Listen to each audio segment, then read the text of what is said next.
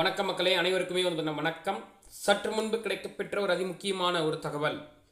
பச்சை துரோகி எடப்பாடி பழனிசாமி பகல் வேஷம் வேண்டாம் அப்படி சொல்லிட்டு அமைச்சர் ஒரு தடலடி பதில போட்டிருக்கிறாரு. அதை பற்றி தான் பார்க்க இருக்கிறோம். வாங்க வீடியோக்குள்ளே போகலாம்.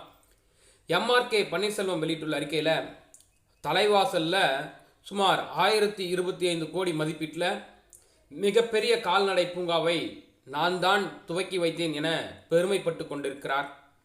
ஆனால் 4 ஆண்டுகள் அவர் முதல்வராக இருந்தார்.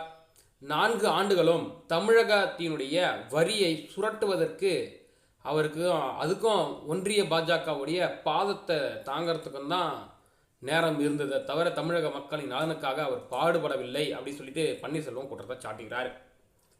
2021 சட்டமன்ற தேர்தல் நெருக்கத்தில் ஓட்டுக்காக அவசரமாக திட்டத்தை துவங்கி வச்ச எடப்பாடி பழனிசாமி தேர்தலுக்கு 2 மாதத்திற்கு முன்பு தான் பழனிசாமி கொண்டு வந்த திட்டங்கள் அத்தனையும் தேர்தல் பார்த்தீங்கன்னா அந்த தேர்தலில் எடுபடாமல் புஷ்பாவனமாக போச்சு. அந்த வரிசையில் தான் தலைவாசல் கால்நடை பூங்காவை உருவாக்கினார்.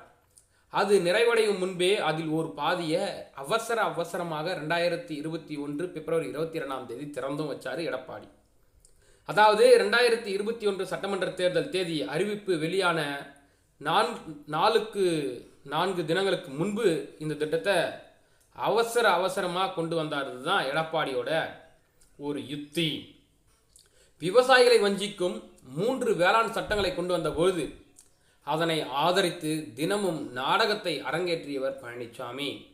உழவர்களின் துரோகி யார் என்பதை விவசாயிகள் நன்கு அறிவார்கள். உழவர்களுக்கு பச்சை துரோகம் செய்துவிட்டு பகல் வேஷம் போடுகிறார்.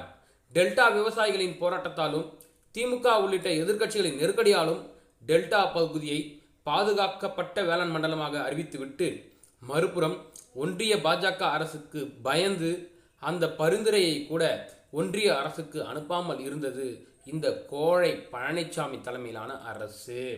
அதிமுக ஆட்சியில் காவிரி மேலாண்மை ஆணையம் நீர் முறைப்படுத்துதல் குழு அமைக்கப்பட்டு காவிரியில் நம்முடைய உரிமையை பாதுகாக்கப்படும் அப்படின்றது சொல்லியிருந்தார் எடப்பாடி பழனிசாமி. 6 வார காலங்களில் காவிரி மேலாண்மை வாரியத்தை மத்திய அரசு அமைக்க வேண்டும்.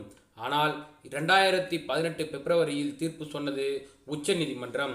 ஸ்கீம் என்றால் என்ன என விளக்கம் கேட்டு மோடி தலைமையிலான அரசு மனு தாக்கல் செய்து கர்நாடக சட்டமன்ற தேர்தலுக்காக நாடகத்தை அரங்கேற்றியது.